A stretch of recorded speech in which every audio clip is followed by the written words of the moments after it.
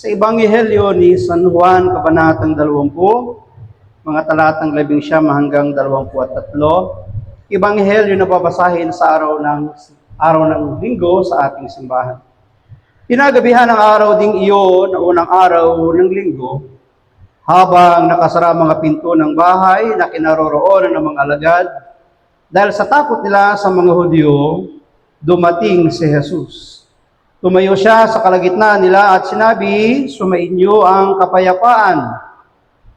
Pagkasabi nito, ipinakita niya ang kanyang mga kamay at ang kanyang tagiliran. Tuwang-tuwa ang mga alagad nang makita nila ang Panginoon. Huling sinabi ni Jesus, "Sumainyo ang kapayapaan. Kung paano isinugo ako ng Ama, isinusugo ko rin kayo." Pagkatapos, sila'y hiningahan niya at sinabi, "Tanggapin ninyo ang Espiritu Santo. Kung patatawarin ninyo ang mga kasalanan ninuman ay pinatawad na ang mga iyon, subalit ang hindi ninyo patatawarin ay hindi nga pinatawad." Pagpalain po ng Diyos ang pagkabasa ng kanya pong mabuting balita. Malakas muling palakpak para sa ating Diyos.